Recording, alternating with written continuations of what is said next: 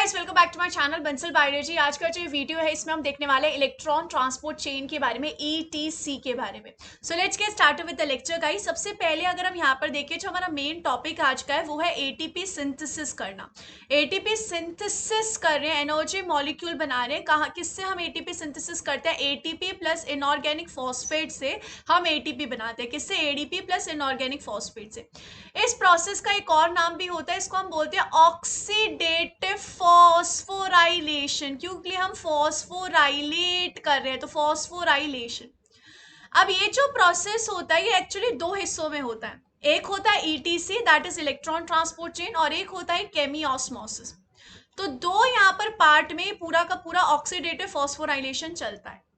ये पूरा process actual में होता कहाँ है? ये पूरा प्रोसेस माइटोकॉन्ड्रिया में होता है। माइटोकॉन्ड्रिया को हम इसलिए power house of the cell भी बोलते हैं, क्योंकि ये एटीपी की सिंथेसिस कर रहे हैं। माइटोकॉन्ड्रिया के पास दो मेम्ब्रेन प्रेजेंट होती है, एक होती है इनर मेम्ब्रेन और एक होती है आउटर मेम्ब्रेन। जो इनर मेम्ब्रेन होते हैं उसमें बहुत सारे प्रोटीन्स प्रेजेंट होते हैं जो कि इसमें रोल प्ले करते हैं एटीपी के सिंथेसिस में। तो ये आउटर मेम्ब्रेन हो गई, ये इनर मेम्ब्रेन में बहुत सारे प्रोटीन्स प्रेजेंट होते हैं। तो पूरा प्रोसेस किस तरीके से चलता है आइए हम देखते हैं। सबसे पहले हम यहाँ पर ईटीसी के बारे में पढ़ते हैं कि कैसे पूरा प्रोसेस चलता है। अगर हम यहाँ पर देखें, एक प्रोसेस होता है जो कि होता है glycolysis and Krebs cycle. Etc के पहले ग्लाइकोलाइसिस और क्रेब्स साइकिल चलता है, जिसमें आपके पास बहुत सारा NADH आ जाता है और FADH2 आ जाता है। ये दोनों जो होते हैं एनर्जी मॉलिक्यूल होते हैं, इनसे हम किसकी सिंथेसिस कर सकते हैं? इनसे हम एटीपी की सिंथेसिस कर सकते हैं। अभी हमें ईटीसी में इन्हीं मॉलिक्यूल को यूज करना है फॉर द सिंथेसिस ऑफ ईएटीपी।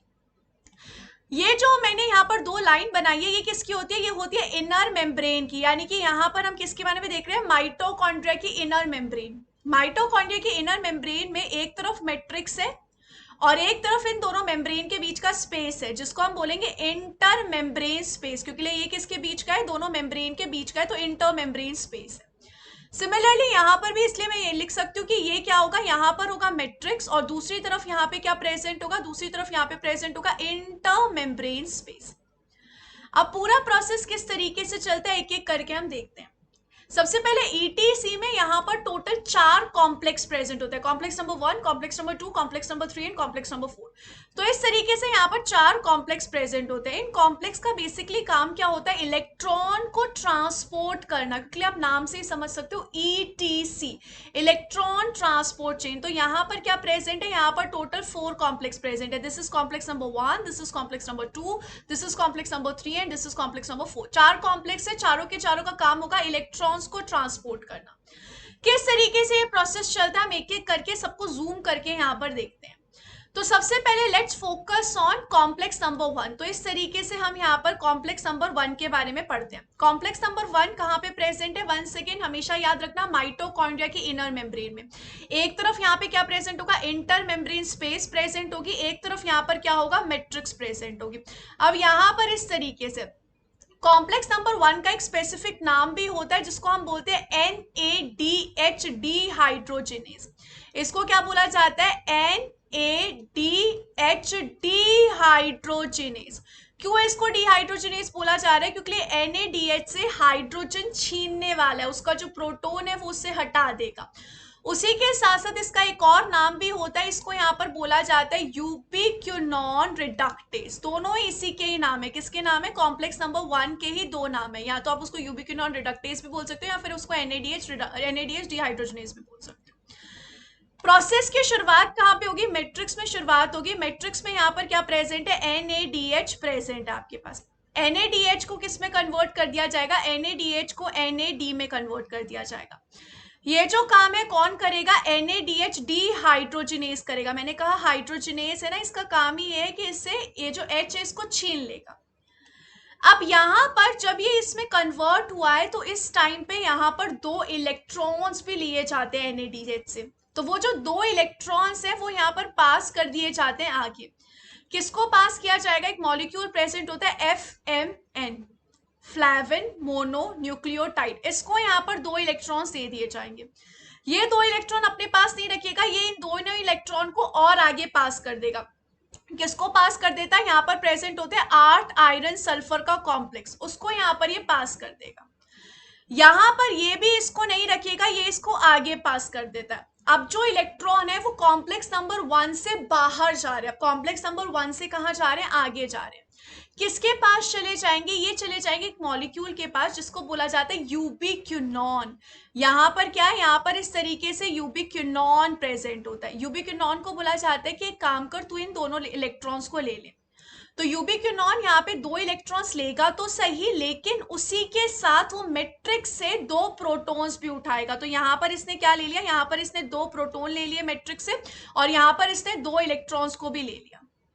तो इस तरीके से ये क्या हो गया, ये अब रिड्यूस हो गया। रिड्यूस क्यों हो गया, रिड्यूस एक मॉलिक्यूल तब हो जाता है जब वो प्रोटॉन्स ले लेता है और इलेक्ट्रॉन्स ले लेता है। उसने तो दोनों ही चीजें ले ली, तो ऑब्वियस सी बात है ये रिड्यूस हो गया। इसलिए हमने यहाँ पर इसको क्या बोला, यूबिक्विनोन रिडक्टेज, इसको हमने बोला है।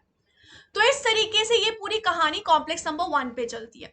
कॉम्प्लेक्स नंबर 1 पे जब ये पूरा प्रोसेस चल रहा होता है तब मैट्रिक्स से इंटर मेम्ब्रेन स्पेस में 4 प्रोटॉन्स को भी ट्रांसफर किया जाता है। तो 4 प्रोटॉन्स कहां से जा रहे हैं, मैट्रिक्स से जा रहे हैं इंटर मेम्ब्रेन स्पेस में, और ये पूरा कॉम्प्लेक्स नंबर 1 की कहानी होती है। अगर हम यहाँ पे कॉम्प्लेक्स नंबर 2 पे चले तो कॉम्प्लेक्स नंबर 2 को बोला जाता है सक्सीनेट डीहाइड्रोजिनेज। जैसे कि उसका नाम था NADH डीहाइड्रोजिनेज, इसका नाम है सक्सीनेट डीहाइड्रोजिनेज। ये भी कहाँ पे प्रेजेंट है, सेम ये भी प्रेजेंट है इनर मेम्ब्रेन में। और यहाँ पर एक तरफ क्या होगा, एक तरफ यहाँ पे होगा इंटर मेम्ब्रेन स्पेस और दूसरी तरफ यहाँ पे क्या प्रेजेंट होगा, मैट्रिक्स। पिछली बार यहाँ पर कौन आया था, पिछली बार आया था NADH। इस बार यहाँ पर कौन आता है, इस बार यहाँ पर आता है FADH2। लेकिन कहानी की शुरुआत यहाँ पे थोड़ी सी अलग होती है। कहानी की शुरुआत यहाँ पे क्रेब्स साइकिल से चलती है। अगर आपने क्रेब्स साइकिल पढ़ा होगा तो आपको पता होगा क्रेब्स साइकिल में सक्सीनेट से फ्यूमरेट की सिंथेसिस होती है, और ये जो सक्सीनेट से फ्यूमरेट की सिंथेसिस है ये करता है सक्सीनेट डीहाइड्रोजिनेज। तो यहाँ पर जब ये कन्वर्जन हो रही है, सक्सीनेट से फ्यूमरेट की सिंथेसिस हो रही है, उस टाइम पे यहाँ पर क्या बनाया जाता है, उस टाइम पे यहाँ पर FAD से FADH2 बनाया जाता है। क्या बनाया जा रहा है, FAD से FADH2 बनाया जा रहा है। अब ये जो FADH2 है ये यहाँ पर कॉम्प्लेक्स नंबर 2 के पास आएगा और इसको फिर से यहाँ पर किस में कन्वर्ट कर दिया जाएगा, FAD में कन्वर्ट कर दिया जाएगा। तो हम इसको सक्सीनेट डीहाइड्रोजिनेज क्यों कह रहे हैं, क्योंकि सक्सीनेट डीहाइड्रोजिनेज में आपने एक्चुअल में सक्सीनेट से इलेक्ट्रॉन छीने हैं। आपने पहले सक्सीनेट से इलेक्ट्रॉन छीन के किसको दिए, FAD को दिए, जिसकी वजह से वो FADH बन गया। फिर से इलेक्ट्रॉन छीन लिए आपने FADH से। तो एक्चुअल में इलेक्ट्रॉन दिए किसने, सक्सीनेट ने इलेक्ट्रॉन दिए। सक्सीनेट ने यहाँ पे इलेक्ट्रॉन दिए जिसकी वजह से FADH2 बना। अब ये FADH2 फिर से टूट रहा है। तो अब यहाँ पर जब ये टूटेगा तब यहाँ पर क्या रिलीज होंगे, 2 इलेक्ट्रॉन रिलीज होंगे। इन 2 इलेक्ट्रॉन को एक्सेप्ट कौन करेगा, इन 2 इलेक्ट्रॉन को एक्सेप्ट करेगा FES। वंस अगेन FES खुद के पास इलेक्ट्रॉन नहीं रखेगा, आगे पास कर देगा और किसको दे देगा, उसी क्यूनॉन को दे देगा। क्यूनॉन सेम यहाँ पे CQH2 बन जाएगा। यहाँ पर 2 प्रोटॉन से कहां से ले लेगा, ये ले लेगा हमारे प्यारे से मैट्रिक्स से 2 प्रोटॉन्स उठा लेगा। सेम चीज यहां पर हो रही है, पूरा प्रोसेस सेम है, लेकिन यहां पर मैट्रिक्स से इंटर मेम्ब्रेन स्पेस में कोई प्रोटॉन मूव नहीं करेगा। यहाँ पर आप देख सकते हो कोई प्रोटॉन नहीं गया, उसमें 4 प्रोटॉन्स गए थे, इसमें कोई प्रोटॉन नहीं गया। तो नो प्रोटॉन ट्रांसपोर्ट। इसमें सिर्फ ये हुआ कि FADH2 को आपने FAD में कन्वर्ट किया, 2 इलेक्ट्रॉन निकले, FES के पास गए और फिर कोएंजाइम Q के पास गए या फिर यूबिक्विनोन के पास गए। तो अगर हम थोड़ा सा यहाँ पर यूबिक्विनोन के बारे में देख ले तो इसको कोएंजाइम Q भी कहा जाता है या फिर यूबिक्विनोन भी कहा जाता है। ये जो मॉलिक्यूल होता है ये एज अ इलेक्ट्रॉन कैरियर के तौर पे वर्क करता है, यानी कि एक जगह से दूसरी जगह इलेक्ट्रॉन को कैरी करता है। जैसे हमारी ट्रेन होती है, हमें मुंबई से उठाती है, दिल्ली छोड़ देती है, सेम ये भी है, ये इलेक्ट्रॉन कैरियर होता है। तो मैंने इससे पूछा कि तू इलेक्ट्रॉन कहाँ से कहाँ लेकर जाता है, तो इसने मुझे बताया मैम मैं फर्स्ट और सेकेंड कॉम्प्लेक्स से उठाता हूं और ट्रांसपोर्ट कर देता हूं इलेक्ट्रॉन को कॉम्प्लेक्स नंबर 3 के पास। तो हमने अभी देखा कि उसने कॉम्प्लेक्स नंबर 1 से इलेक्ट्रॉन लिए, कॉम्प्लेक्स नंबर 2 से इलेक्ट्रॉन लिए और अब वो उनको ट्रांसपोर्ट कर देगा कॉम्प्लेक्स नंबर 3 के पास। अगर हम यहाँ पर देखें जब तक यूबिक्विनोन के पास कोई भी इलेक्ट्रॉन प्रेजेंट नहीं है तब तक हम उसको इस फॉर्म में लेते हैं। जब तक इसके पास एक भी इलेक्ट्रॉन प्रेजेंट है तब तक हम यूबिक्विनोन को इस तरीके से रखेंगे।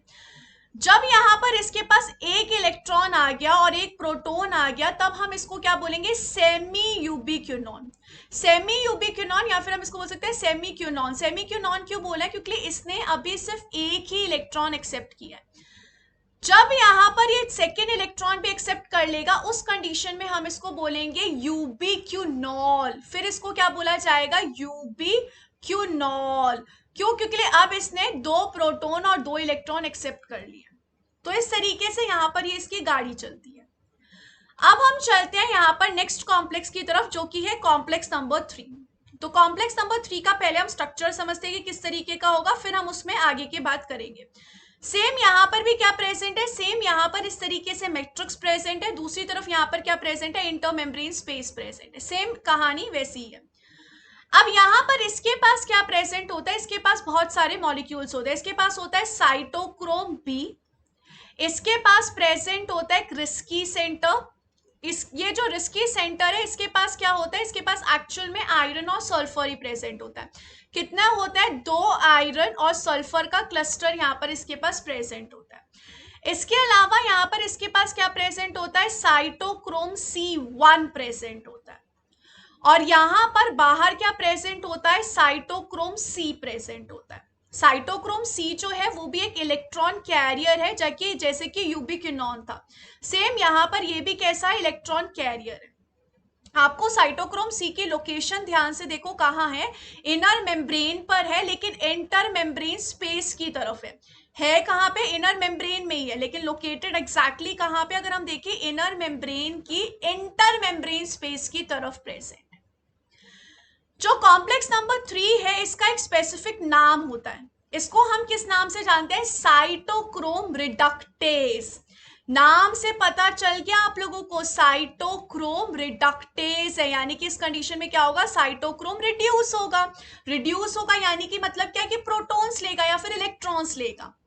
और उसी के अलावा हम इसको यहाँ पर एक और नाम से भी बोलते हैं, that is cytochrome B(C)1 complex. क्यों है ऐसा, क्योंकि इसके पास साइटोक्रोम C1 है और साइटोक्रोम B है, इसलिए इसका ये नाम भी रखा जाता है। यहां पर जो पहले था आपने देखा था कॉम्प्लेक्स नंबर 2 में कोई प्रोटॉन नहीं जाता, लेकिन जब यहां पर इलेक्ट्रॉन्स का ट्रांसपोर्ट होगा ना, तो यहां से भी 4 प्रोटॉन मूव करेंगे, सेम एज कॉम्प्लेक्स नंबर 1। ये तो इसका बेसिक सी चीज है, हम इसको अच्छे से समझते हैं। यहां पर एक बहुत बड़ी दिक्कत है, ये जो आपको साइटोक्रोम C1 दिख रहा है ना, इसके थोड़ा सा इसके साथ प्रॉब्लम है। यहां पर दिक्कत ये है कि ये एट अ टाइम सिर्फ 1 इलेक्ट्रॉन को एक्सेप्ट कर सकता है। जैसे कि हमने पहले देखा था, सारे मॉलिक्यूल 2-2 इलेक्ट्रॉन ले रहे थे, 2-2 इलेक्ट्रॉन ले रहे थे, लेकिन ये बोल रहा है नहीं नहीं नहीं, मैं 2 इलेक्ट्रॉन नहीं ले सकता, मैं सिर्फ 1 इलेक्ट्रॉन को ले सकता हूं। तो यहां पर ये दिक्कत आ जाती है। अब अगर ये एक ही इलेक्ट्रॉन लेगा तो कैसे काम चलेगा, तो इसके लिए हमें यहाँ पर क्या करना पड़ेगा, एक स्पेशल चीज चलानी पड़ेगी जिसको बोलते हैं क्यू साइकिल। यहाँ पर क्या चलेगी, क्यू साइकिल चलेगी। क्यू साइकिल के टोटल 2 स्टेप होते हैं, दोनों स्टेप में आप कर क्या रहे हो, साइटोक्रोम को इलेक्ट्रॉन दे रहे हो। स्टेप 1 में आप 1 इलेक्ट्रॉन दोगे, स्टेप 2 में आप दूसरा इलेक्ट्रॉन दोगे। इसमें आपने 1 इलेक्ट्रॉन ट्रांसपोर्ट किया, इसमें आपने 2 इलेक्ट्रॉन ट्रांसपोर्ट किया। फाइनली आपको 2 करने थे, लेकिन आपने एक एक करके किया, क्योंकि साइटोक्रोम इज लाइक मैं 2 नहीं ले सकता एक साथ। तो पूरे प्रोसेस को हम समझने की कोशिश करते हैं कैसे चलेगा। सेम यहाँ पर आपके पास क्या प्रेजेंट है, कॉम्प्लेक्स नंबर 3 प्रेजेंट है। सेम यहाँ पर मैट्रिक्स है, दूसरी तरफ प्रेजेंट है इंटरमेम्ब्रेन स्पेस। यहाँ पर कौन आता है, यहाँ पर आता है क्यूनॉल। कौन आएगा, यूबिक्विनॉल, रिड्यूस्ड फॉर्म वाला आ रहा है। इसको यहाँ पर किस में कन्वर्ट कर दिया जाएगा, इसको यहाँ पर कन्वर्ट कर दिया जाएगा वापस से क्यूनॉन में। यानी कि यहां से आपने 2 प्रोटॉन्स इसके छीन लिए, इन 2 प्रोटॉन्स को कहां भेज दिया जाता है, बाहर भेज दिया जाता है इंटरमेम्ब्रेन स्पेस में। मैंने कहा था टोटल कितने प्रोटॉन्स चाहेंगे, 4 चाहेंगे, जिनमें से आपने 2 यहीं पे ट्रांसपोर्ट कर दिया, आप देख सकते हैं। तो 2 प्रोटॉन इससे ले लिए जाएंगे और हमने कहां पास कर दिया, हमने इसको बाहर पास कर दिया, इंटरमेम्ब्रेन स्पेस में पास कर दिया। अब इलेक्ट्रॉन्स का क्या, हमने इससे 1 इलेक्ट्रॉन लिया और 1 इलेक्ट्रॉन हमने किसको दे दिया, रिस्की सेंटर को दे दिया। इस तरीके से हमने रिस्की सेंटर को 1 इलेक्ट्रॉन दे दिया, 1 ही इलेक्ट्रॉन, क्योंकि 1 ही इलेक्ट्रॉन आगे जा सकता है। दूसरा इलेक्ट्रॉन हमने कहा हम एक काम करते हैं, दूसरा इलेक्ट्रॉन हम पास कर देते हैं दूसरे मॉलिक्यूल को, जिसका नाम है साइटोक्रोम B1। साइटोक्रोम B1 इस इलेक्ट्रॉन का क्या करेगा, साइटोक्रोम B1 इस इलेक्ट्रॉन को आगे पास कर देगा। ये किसको दे देगा, यहाँ पर एक और प्रेजेंट होगा Q, एक और यहाँ पर Q नॉन प्रेजेंट होगा, उसको एक इलेक्ट्रॉन दे देगा और उसको किस फॉर्म में बदल देगा, सेमी क्यूनॉन फॉर्म में बदल देगा। आपने बिल्कुल सही समझा, आपने देखा था ना यहाँ पर, ये जो सेमी क्यूनॉन है इसको हम इस तरीके से भी लिख सकते हैं, इस फॉर्म में इसको बदल देगा। एक इलेक्ट्रॉन इसने ले लिया, यहाँ पर इसने कितना इलेक्ट्रॉन ले लिया, सिर्फ एक इलेक्ट्रॉन ले लिया। दूसरी तरफ अगर हम यहाँ पर देखिए, जो एक इलेक्ट्रॉन था वो किसके पास चला जाएगा, वो यहाँ से चला जाएगा साइटोक्रोम C1 के पास, और साइटोक्रोम C1 से कहाँ चला जाएगा, साइटोक्रोम C के। तो अभी तक आपने इससे दो इलेक्ट्रॉन लिए थे, एक इलेक्ट्रॉन चला गया साइटोक्रोम C के पास और एक इलेक्ट्रॉन आ गया यहाँ पर सेमी क्यूनॉन बनाने के लिए। अब यहाँ पर स्टेप नंबर 2 में क्या होगा, अब हम स्टेप नंबर 2 को अच्छे से देखते हैं कि स्टेप नंबर 2 में किस तरीके की चलेगी कंडीशन। स्टेप नंबर 2 में यहाँ पर एक नया QH2 आएगा, यहाँ पर क्या हुआ, यहाँ पर एक नया QH2 मॉलिक्यूल की एंट्री हुई है। सिमिलरली इस QH2 को फिर से कन्वर्ट कर दिया जाएगा Q में, ये एक अलग था, ये एक अलग मॉलिक्यूल है। इसके बाद यहां से जो इलेक्ट्रॉन निकलेगा सेम उसके दो फेट होंगे, एक इलेक्ट्रॉन किसके पास चला जाएगा, रिस्की कॉम्प्लेक्स के पास चला जाएगा, सेंटो के पास चला जाएगा, जिससे वो चला जाएगा साइटोक्रोम C1 के पास, और साइटोक्रोम C1 से हम कहां भेज देंगे, साइटोक्रोम C के पास एक इलेक्ट्रॉन भेज देंगे। ये नया साइटोक्रोम C है, ये पुराना साइटोक्रोम C था, तो साइटोक्रोम C भी कितने आएंगे, दो आएंगे। उसके बाद यहाँ पर जो दूसरा इलेक्ट्रॉन बचा है वो हम यहाँ पे किसको दे देंगे, साइटोक्रोम B1 को दे देंगे। साइटोक्रोम B1 इस इलेक्ट्रॉन को किसको दे देगा, ये जो सेमी क्यूनॉन आपके पास था उसको दे देगा। सेमी क्यूनॉन जब ये इलेक्ट्रॉन ले लेगा तो वो किस में कन्वर्ट हो जाएगा, वो कन्वर्ट हो जाएगा QH2 में। ऑब्वियसली बात है ना, पहले से इसके पास एक था इलेक्ट्रॉन, इसने अब दूसरा इलेक्ट्रॉन भी ले लिया, तो अब ये क्या बना लेगा, ये यहाँ पर बना लेगा क्यूनॉल, और इसको आप क्या कर दोगे, इसको अब आप रिसाइकल कर सकते हो, इसको आप क्या कर सकते हो, रिसाइकल कर सकते हो। तो इस तरीके से यहाँ पर इलेक्ट्रॉन्स को पहुंचाया जाता है। यहां पर भी सेम चलेगा, यहां से क्या होगा, यहां से दो प्रोटॉन्स को बाहर भेज दिया जाएगा। इस तरीके से यहां से दो प्रोटॉन्स बाहर चले जाएंगे, यानी कि इंटरमेम्ब्रेन स्पेस में चले जाएंगे। तो क्यू साइकिल इस तरीके से चलती है, और इस तरीके से जो क्यूनॉल है वो इलेक्ट्रॉन्स को पास करता है हमारे प्यारे से साइटोक्रोम C के पास। अब साइटोक्रोम C भी क्या है, इलेक्ट्रॉन कैरियर है, तो साइटोक्रोम C इसको कहां पे लेकर जाएगा, ये इसको लेकर जाएगा कॉम्प्लेक्स नंबर 4 के पास। तो यहां पर क्या प्रेजेंट है, यहां पर कॉम्प्लेक्स नंबर 4 प्रेजेंट है। कहानी पूरी सेम है, इनर मेम्ब्रेन स्पेस है, एक तरफ प्रेजेंट है मैट्रिक्स इंटर मेम्ब्रेन स्पेस, और एक तरफ प्रेजेंट है यहाँ पर मैट्रिक्स, ये पूरी कहानी अभी सेम है।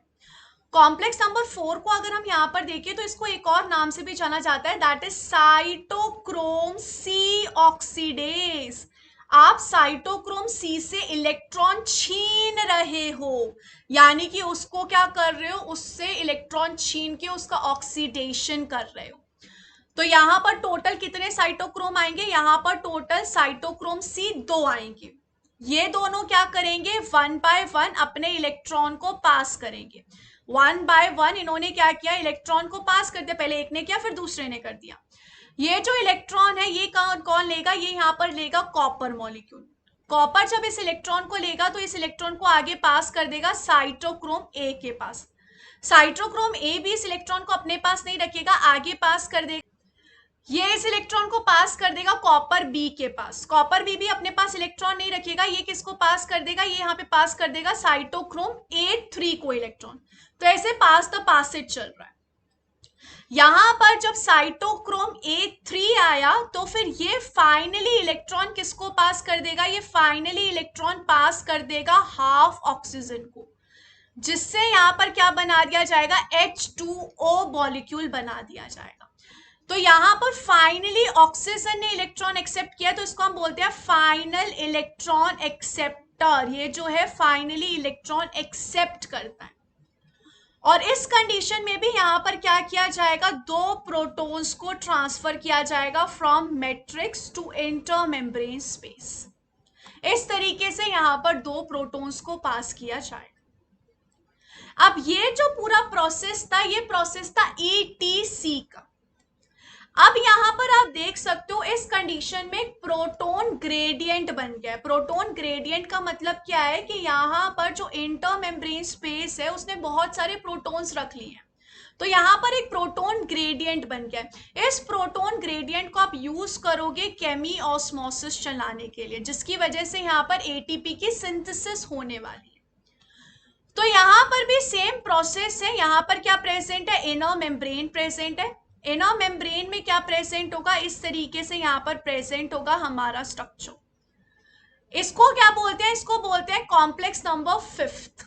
ये जो कॉम्प्लेक्स नंबर फिफ्थ है इसके पास क्या होता है, एक एफ नॉट पार्ट होता है जो कि इनर मेम्ब्रेन में प्रेजेंट होता है, और यहाँ पर उसी के साथ साथ एक स्ट्रक्चर होता है जिसको बोलते हैं F1 जो कि मैट्रिक्स की तरफ प्रेजेंट है। ये जो कॉम्प्लेक्स नंबर 5 है इसको एटीपी सिंथेस भी बोल सकते हैं, क्योंकि ये क्या कर रहा है, ये एटीपी की सिंथेसिस कर रहा है। अब यहां से होगा क्या, ये बाहर से 4 प्रोटॉन्स को पास करेगा अंदर की तरफ, और जब ये प्रोटॉन्स पास होंगे तब यहाँ पर एडीपी को यूज करके बना लिया जाएगा एटीपी को। इस तरीके से यहाँ पर क्या कर ली जाएगी, एटीपी की सिंथेसिस कर ली जाएगी। तो यहाँ पर हम क्या बोल सकते हैं कि 4 प्रोटॉन्स हमें लग रहे हैं एक एटीपी की सिंथेसिस के लिए। और अगर मैं यहाँ पे बोलूं केमी ऑस्मोसिस ईटीसी के साथ कैसे कनेक्टेड है, ऑब्वियस सी बात है किससे कनेक्टेड है, प्रोटॉन ग्रेडियंट से कनेक्टेड है। प्रोटॉन ग्रेडियंट से ये दोनों एक दूसरे से कनेक्टेड होते हैं।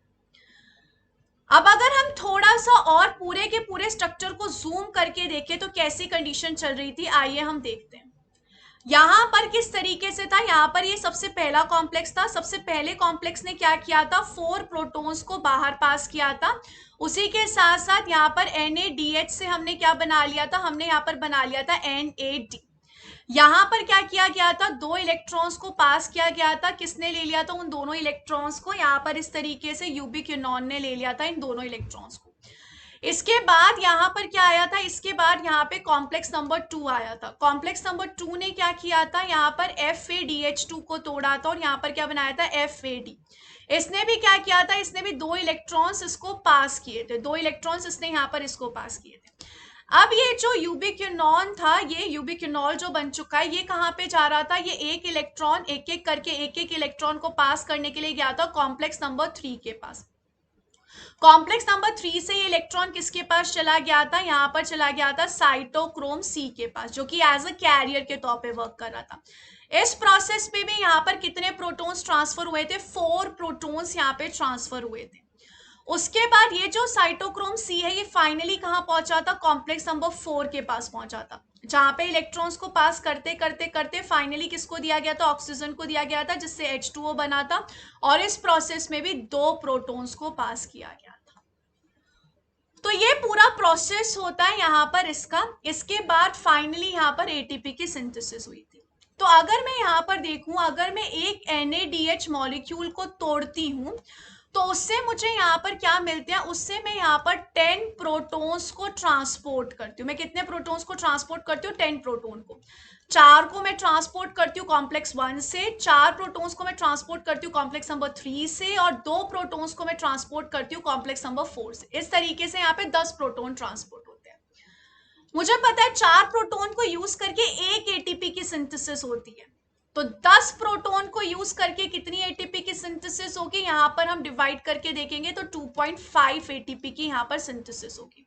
यानी कि आप देख सकते हैं अप्रोक्सीमेटली यहाँ पर इतनी होगी। तो आप यहाँ पर देख सकते हैं एक NADH से आपको इतनी सारी एटीपी मिल रही है। सेम अगर हम यहाँ पर FADH2 का केस देखें तो FADH2 से कितने होते हैं, 10 proton transport, sorry 6 proton transport होते हैं। 6 प्रोटॉन कैसे हुए, 4 प्रोटॉन्स यहाँ पे होते हैं कॉम्प्लेक्स नंबर 3 से, और 2 प्रोटॉन्स यहाँ पर होते हैं कॉम्प्लेक्स नंबर 4 से। कॉम्प्लेक्स नंबर 2 कोई प्रोटॉन ट्रांसपोर्ट नहीं करता है। तो इस कंडीशन में क्या होगा, इस कंडीशन में भी सेम हम 6 डिवाइडेड बाय 4 करेंगे तो अप्रोक्सीमेटली 1.5 एटीपी की सिंथेसिस करता है FADH2। FADH2 अप्रोक्सीमेटली इतनी एटीपी की सिंथेसिस। तो इस तरीके से गाइस ये पूरा प्रोसेस चलता है। ये पूरा प्रोसेस है जो कि ETC का है प्लस केमी ऑस्मोसिस का है, जिसको हम ऑक्सीडेटिव फॉस्फोराइलेशन कहते हैं, जिसके से एटीपी सिंथेसिस चल रही है। आई होप गाइस ये वीडियो जो आपको अच्छे से समझ में आ गया होगा। Thank you so much for watching this video. Don't forget to subscribe my channel and share this video with all your friends. Thank you so much guys, bye bye, take care.